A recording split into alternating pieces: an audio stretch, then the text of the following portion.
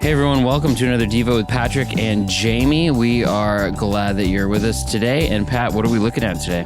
We are going through the Minor Prophets on Wednesday mornings, or whenever you listen to this. And now, does minor mean that they were minors when they wrote this? Or when they wrote these books? Or when they were prophets? You know, anyone that has ever in their life dug for a rock is a minor. Yes. So. Oh yeah, maybe it means that they're like a coal miner prophet. Yeah, right. No, I'm just saying at the beach, if you've ever been walking along, you see a cool rock and you pick it up, you're a miner. So I'm sure that they've done that before. I'm a miner. Yeah, I've done that. I've done that a lot, so I guess I'm a miner too. Yeah. No, I don't think that's what it means by minor, right, Pat? No, minor. I'm actually not super sure why they call these the minor prophets, except for some of the minor prophets in the Bible. The books are kind of short. But Jamie, why? Yes. Why do you know technically why they're called minor prophets? I think when I read about it, it really does have to do with there are some major prophets in the Bible, like the big dogs. You know, like Isaiah is whoa, you know, like the epic prophet. But like you said, Pat, it's not that their work was less important or significant. It's that the books are generally shorter. Right. And so they're only minor as opposed to being major. I don't know. And I don't know who got to decide who was a minor and who was a major and who was an in-betweener prophet, a medium prophet. Yeah. But I think a good thing to note is the work, like we said, the work that they're doing isn't any less significant than another prophet. Right. Yeah, exactly. So today we're going to check out Joel. And Ooh, Joel. Joel is a cool little book of the Bible. It's in there. It's not very long. And Jamie, I did a little prep this morning. And oh, good. I'm excited because I have done no prep for this. I went and I read the whole book of Joel this morning. Good man. Yeah, so kind of cool. How long did it take? Just for the viewers out there, the listeners out there, if they were going to do this, how long would it take them to read Joel? I made a cup of coffee in the French press, and I read the whole book before the French press was done. And when you make a French press coffee, is that 4 minutes or 5 minutes of steeping? 10. I do 10. Okay. So you really let it sit. Yeah. Okay. Yeah. Got it. Right. So about 10 minutes. Okay. I was reading kind of quick, scrolled down on my phone, but there was 3 verses. I mean, we could get into the whole story of this book, and there's lots of locusts and stuff like that. But there's 3 verses right in the middle. I think it's exactly in the middle of the book. Joel chapter 2, verses 12 through 14, that I think are perfect for us to read today. 12 to 14. Yeah. Yeah.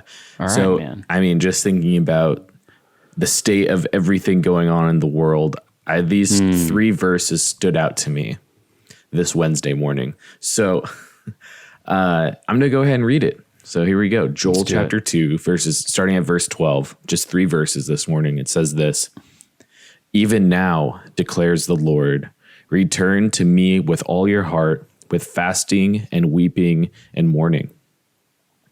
Rend your heart and not your garments. Return to the Lord your God, for he is gracious and compassionate, slow to anger, and abounding in love, and he relents from sending calamity. Who knows? He may turn and relent and leave behind a blessing, grain offerings and drink offerings, for the Lord your God." The word of the Lord. Thanks be to God. Thanks be to God. This little section was called Rend Your Heart. Render your heart. Yeah. And whenever I see the word rend or render, I think of a computer model, a 3D model of something. That's a good way of thinking. Rendering it out, making the final product. Yeah. What does it mean to render the final product in a computer model? To kind of export it and make it real life, I guess. I'm not add because when you make a computer model, you have all of your shapes, and then you have all the colors on those shapes, and then you have all the different lights and lighting for those colors on those shapes, and it kind of takes all of those designs and puts them all together as one. So all the light designs and the color designs and the shape designs, it's all becomes one product instead of multiple. When I think of the word render, what comes to mind is this term called rendering the fat of something. It's where you like cook it and the fat like melts away. Oh, wow. Like it's where the fat goes from like fat renders, and it makes things like kind of tasty. I guess I just think of food. You can think of computers. Yeah, you're right. Okay. So anyway, let's tackle this little chunk here. It starts off by the Lord declaring, "Even now, return to me with all your heart, with fasting and weeping and mourning." That's wow. Returning to the Lord while fasting, weeping, and mourning sometimes is not your first choice or option. It's not the first thing that comes to mind to do. Yeah, it's not. And especially, I like how it says even now, right at the beginning. Yeah. It's like at this time, at this point of time, even when, in the midst of your mistakes, in the midst of like doing everything wrong, in the midst of being in the most trouble with God, maybe, like even at this point, it's time to turn back to God. Yep. Right. With your whole heart. And with your whole heart. And what's so cool about that is that that's not true of people, right? Like if you've wronged someone, like if you've like messed with them, you've done something wrong against them, they might be really mad, and it might actually be wise to like let them cool off before you like get in their face and say, "I'm so sorry." You know what I'm saying? Yeah. Like at some point it's good to like, okay, I'm going to like form my apology, and then I'm going to go to them and be like, "I screwed up. I'm so sorry," at the right time. And there is a right time. And typically the right time is sooner than later, just FYI. But when it comes to God, it's like you've screwed up so much, so badly against God. And even at that point, it's still the right time to turn back to him. Yeah. Right. Yeah. And my thought is like, even when in like fasting, weeping, and mourning, that's kind of like being in survival mode, right? You're just trying to like get through whatever's going on, continue pressing forward. And that's the incorrect response. The correct response is returning to the Lord with your whole heart. Yes. Right. So even now, return to me with all your heart, with fasting, weeping, and mourning. I don't think we fast, weep, or mourn very much. No. Yeah. Fasting really. Weeping, it's kind of like goes in order of what we do least to what we do most. At least for me, like fasting, the least. Weeping, second place. Mourning, probably the most. Yeah. And most of the time when people fast these days, they're like, "Oh, it's for health reasons. Like I'm fasting to get rid of toxins in my body or something." Yeah. Right. They have like a health reason for it. Yeah. Back then, if you were fasting intentionally, there were spiritual reasons for it. Right.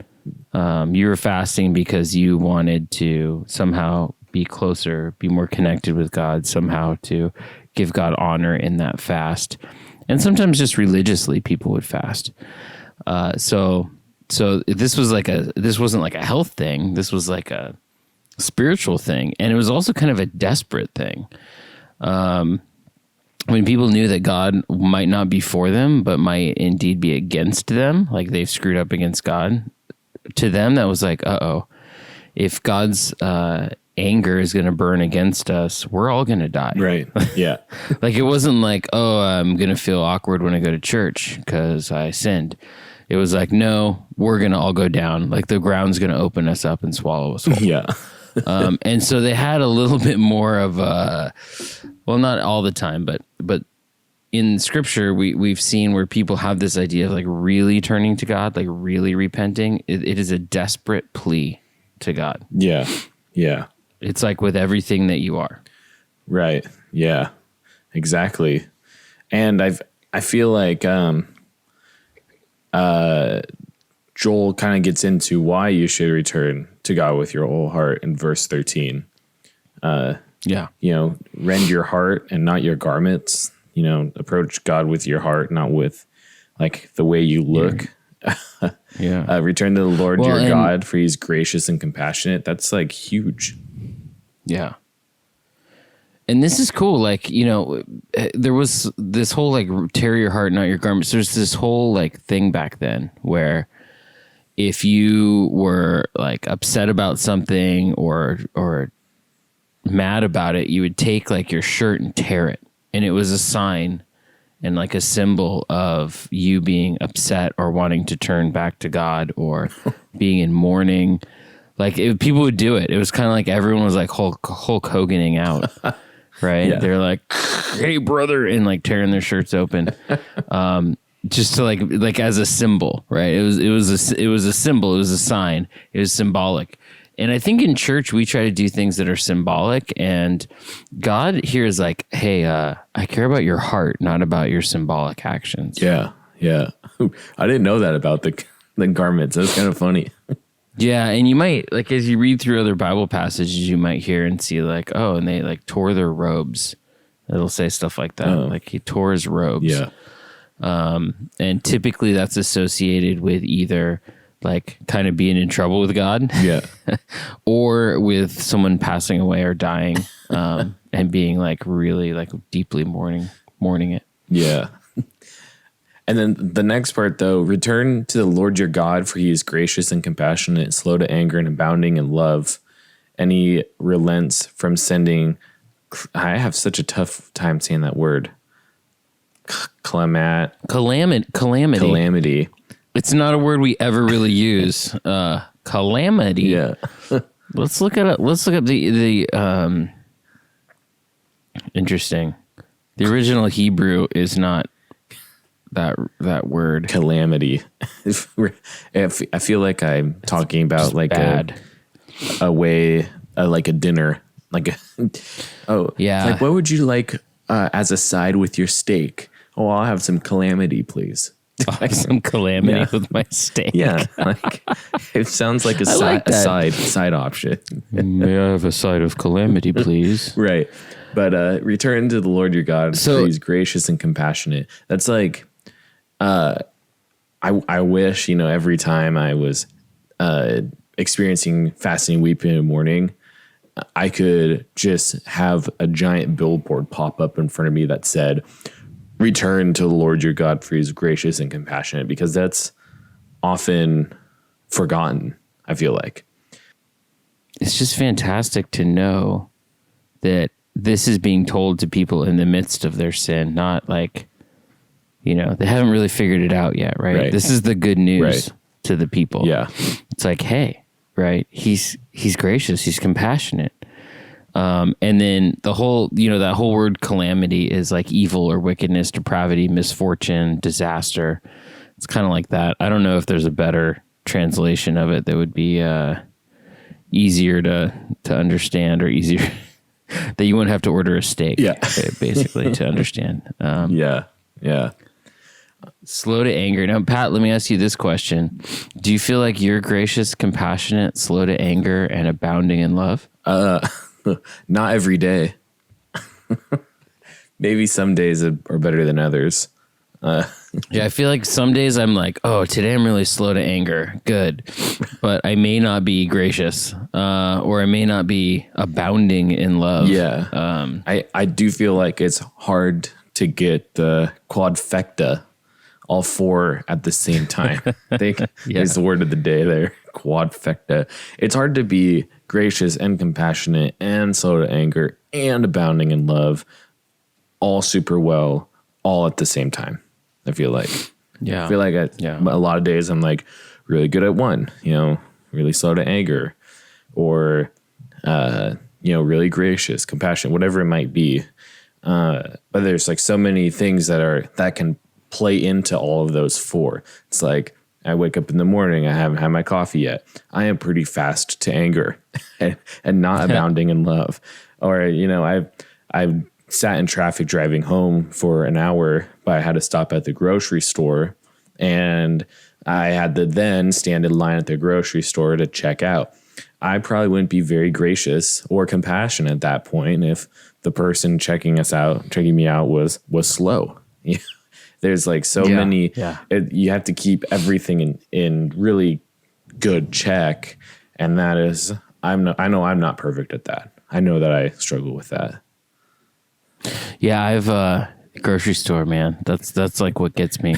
I went into the grocery store the other day, just to tell you, and I must have I did the whole game of like which line, you like size up everyone in line and you size up the cashier to decide like, okay, what is going to be the quickest way out of here? And every line was like 3 people deep and there was no line that looked good. So I found one, got in it, and then they started to like shut the line down that I was in. So I'm like, abandoned ship. So I went over to like the next line. Yeah. And that still didn't work. Like they started to like slow that line down too. I'm like, what is going on? I kid you not. It took me 15 minutes to get through a line of 3 people. Oh my gosh. And it was it was like the whole store. Every single line was like that. And I was just like, by the end of that line, I was not slow to anger. I was not abounding in love. Yeah. I did not feel gracious or compassionate at all. And that was just because I had to stand around an extra 15 minutes. Like, that's not even that big of a deal. Right. Exactly. But, that's how we as humans have ways to improve. And that's how we can try to be more Christ-like, is if we could really focus on all of those together and really be conscious about being gracious all the time, being compassionate all the time, being slow to anger all the time, and abounding in love all the time. Well, and knowing that we turn to the Lord who is those things. He's the example of them. Yeah. Yeah. He's the example of faithfulness, and he's the example of being patient with us. Yeah. By the way, verse 14, my favorite line is in verse 14. Okay, let's check it out. It's just the first 2 words. Who knows? Yeah. Who knows? Right? Lots of honesty right there. And I like it for a reason. I like it because it's basically our condition and our condition of faith. Like summarized in a nutshell. It's like, what do we know? Well, we know we're sinners. Yeah. Right? Like we know that for sure. Yeah. And what else do we know? Well, we know God is gracious, compassionate, abounding in love. We know that. But what do we know? Do we know what God's going to do next? No, God is like mysterious, God is mysterious. God's powerful. Yep. Right. So the correct response is, who knows? Who knows? He may turn, right? He may turn and relent and leave behind a blessing, grain offering, a drink offering for the Lord. Like who knows what God's going to do? Right. Yeah. No one, but there's some suggestions. He may turn and relent and leave behind a blessing of grain offerings and drink offerings.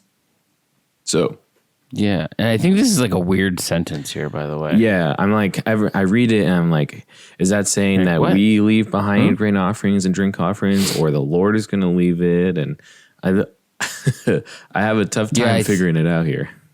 Yeah. I mean, I think we're in the Old Testament, right? We're supposed to leave offerings to the Lord, and grain offerings and drink offerings are 2 specific types of offerings that we're supposed to give. Mm-hmm. So it even says, like, in the beginning, there's a little footnote for the grain offerings and drink offerings that takes us back to Joel chapter 1, verse 13. And that says, put on sackcloth, you priests, and mourn, wail, you ministers before the altar. Come spend the night in sackcloth, you who minister before my God. For the grain offerings and drink offerings are withheld from the house of your God. So I guess it's pointing back and saying, like, people aren't doing the offerings, or maybe it's because of this plague that's come through that there aren't, like, everything is so scarce that there aren't offerings anymore. And so, yeah, I'm not sure. I guess it could mean, like, who knows? He may turn and relent, leave behind a blessing. Therefore, let's get these grain offerings and drink offerings to God. Yeah. Or it could mean, like, he may relent and leave behind a blessing, and he may even provide, right, for the own worship of himself. Yeah. Which God does, which is kind of cool too. Yeah. Yeah. Well, it's a very interesting passage. This is this chunk that just stood out to me. And so I encourage all of our listeners, if you listen to this right now, go and read the whole entire book. It's very short. You can read the whole thing in, like I said, about 10 minutes and see what passage stands out to you, because this is just one perspective, one viewpoint on this passage. And you might hear something different. And you may read it, and who knows? Who knows? You may turn and follow the Lord. We don't know. Yeah. You don't know. Who knows? God knows. Right. Yeah. But thank you for tuning in and listening today. We really appreciate it. We hope you have a great week. All right. Later, everyone.